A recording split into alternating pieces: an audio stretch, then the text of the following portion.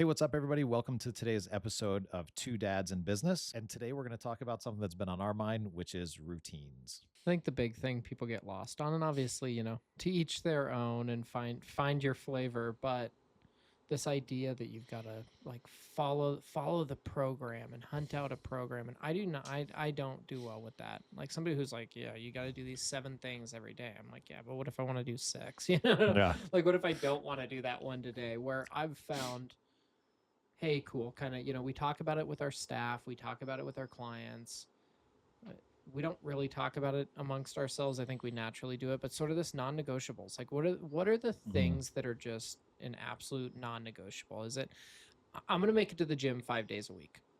It might be at 5:30 in the morning. It might be at 7 a.m. It might be at 2 in the afternoon. But like I'm gonna make sure every day, like I get to the gym and do that because it's important. I'm gonna whatever it may be. I'm going to be home by 3 o'clock, 3 days a week so that I can hang with the kids. Like set a couple parameters and then you're still allowed to like, oh, I went out and I had drinks with, the boys, or I went and did whatever, but like at least I got these 3 kind of non-negotiables done. And we talk a lot about that with our staff.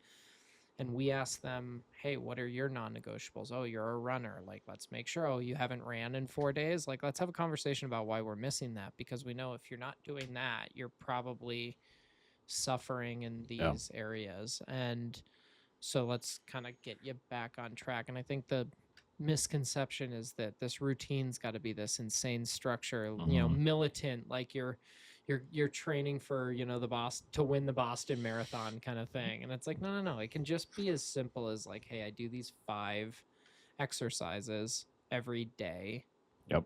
And that's sort of my practice. And whatever else comes up, who cares? I'm along for the ride. But I've sort of taken that because me. I'm like all in on anything I do. Yeah. I'm like, just full throttle at all times. And so the thing I've been working on is like, cool. No. Let's set just some basic framework. And as long as we sort of live within that, like the rest is okay. And we don't need to be psychopaths about any sort of lifestyle. Yeah. It's moderation. Yeah. Right. I mean, I would do the same thing. Like even with fitness, right? I used to go in these big cycles. I'd work out a ton and, get a 6-pack. And then I would be like, cool, I got that. And then I would just like totally go off the rails for Like months and like yeah, gain like 15, 20 pounds and just like lose it all. And like, exactly. I'm like, damn, why do my pants not fit right? Yeah.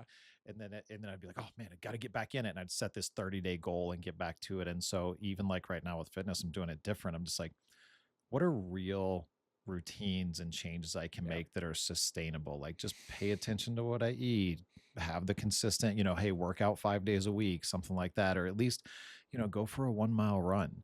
And it's just those little things. And I think, especially for people listening, a really good way to figure out when it's time to look at your routines is when you're really frustrated.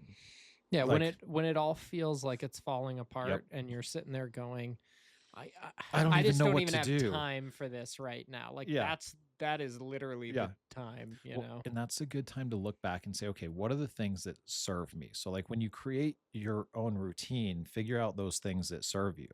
And I know like for me, I need a decent amount of alone time. It's how my brain works. It's how I put pieces together. And it's just fun. I love to sit around alone and like think about things and put little puzzle pieces together. And like just take a nap uninterrupted. Yeah, totally. The simple things. Yeah. And so, before I had my daughter, I used to get a lot of that.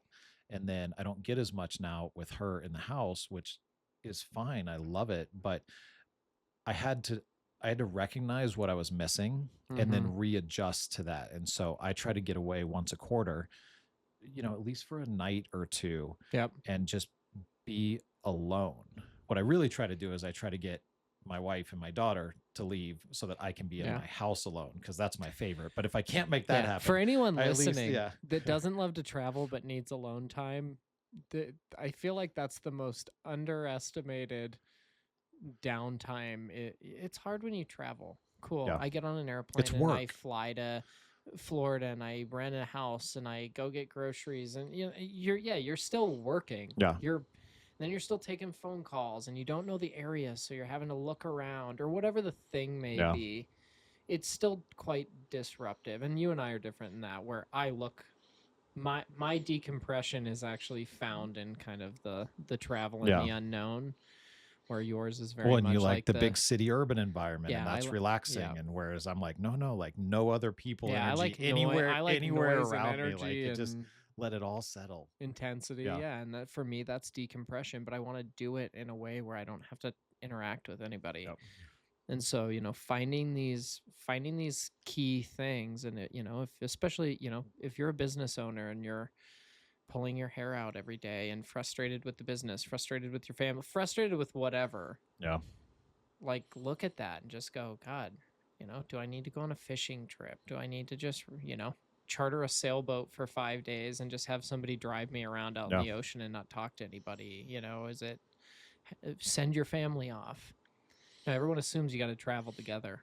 And it's like, no, what if you're just like, hey, you guys go and I'll foot the bill Yeah. and then I'm going to just take the 4 days you're gone and just Do whatever you want. wind down. Yeah. Yeah. And that's one cool, I'm very fortunate with my wife that we both like to do that and we both understand Yeah. how important it is. And so, test out different things and see how it feels and see how it works. And I know a lot of entrepreneurs are saying, "Oh, you don't understand. If I left or didn't Yeah. answer The my world phone would for a day, fucking the world would end. end." And Yeah. I'll tell you a little story because it's untrue. So early on in the days of WIT, I think we probably only had 4 or 5 employees or something like that, and I was wearing a lot of the different hats as the only person doing certain things.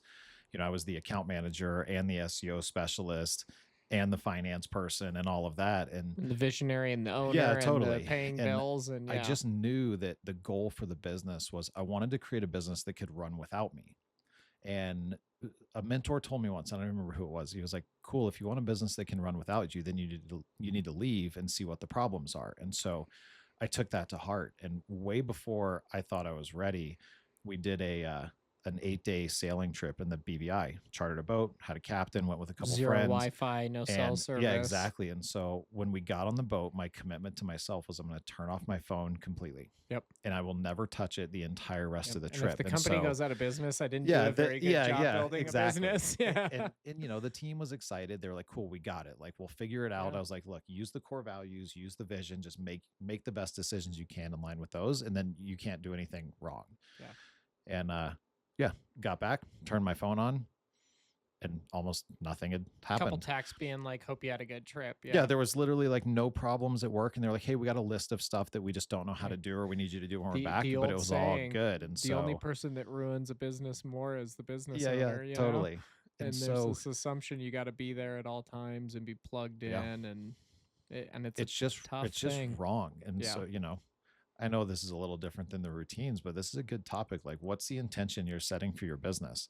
Because likely, Well, if and I think you're it in ties there to the every routines. day, If you have non-negotiables, yeah, if you true, have a routine, if you're saying, "Hey, my commitments are X," I've had some large clients over the years, in the aviation world where they were worth, 500 million yeah, plus, and I did not have a single one that didn't have, sort of these very self-focused yeah, things. It was, I'm gonna hike Everest. I am a triathlete. yeah, Of course they're, psycho balls to the wall, intense entrepreneurs and business operators at that size.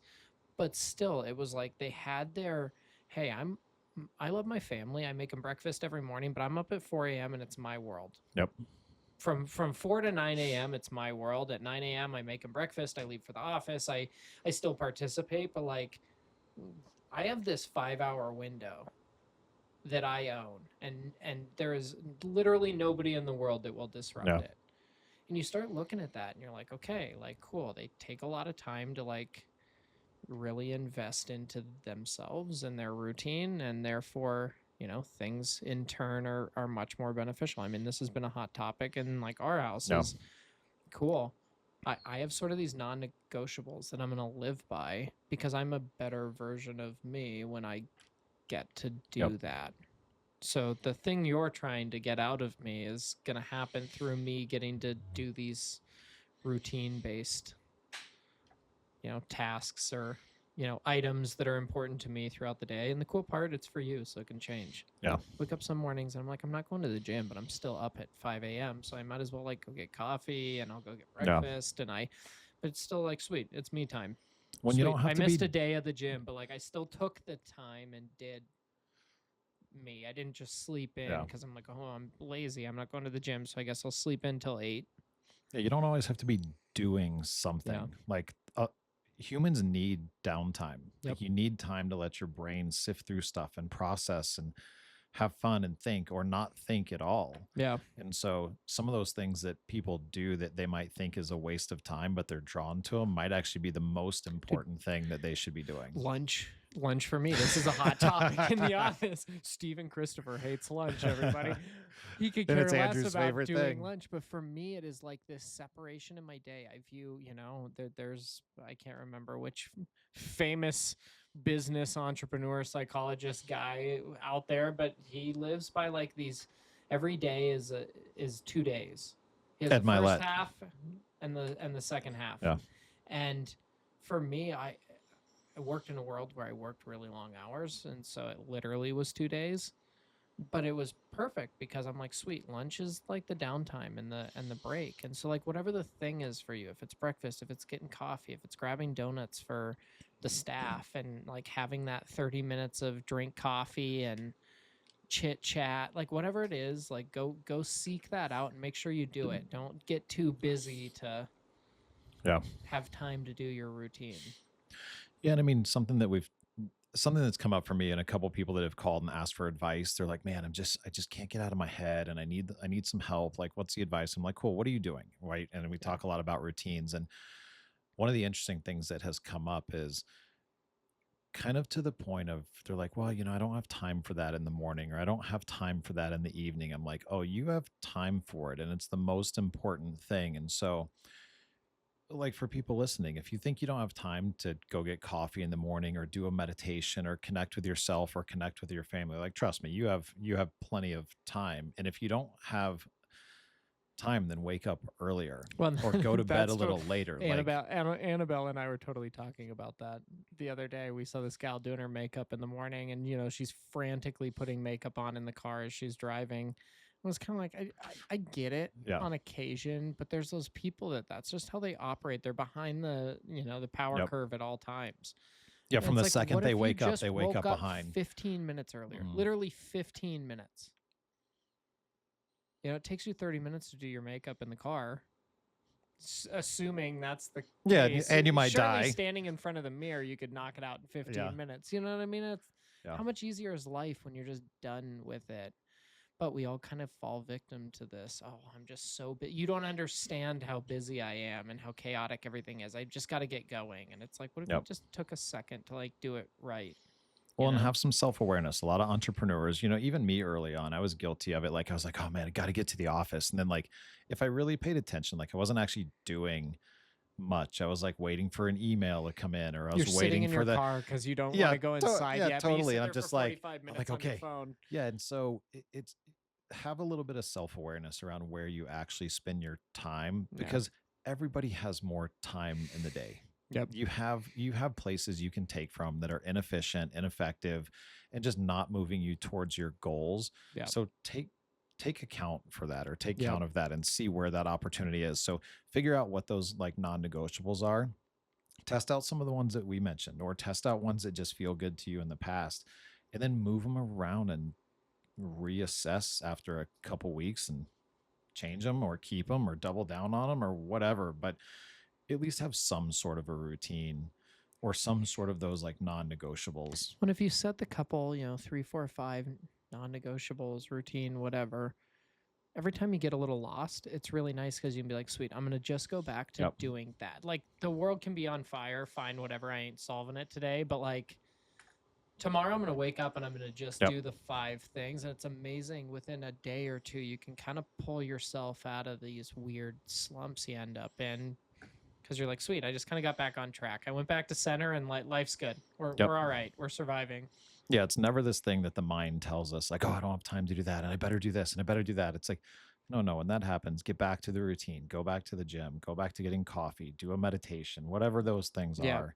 And yeah, to your point, it'll fix that really quick, but the mind tells us that it won't. So Yeah. it keeps us from doing the most basic thing that will have the biggest impact. Yeah, isn't it crazy? Yeah, nutty. Awesome. Cool.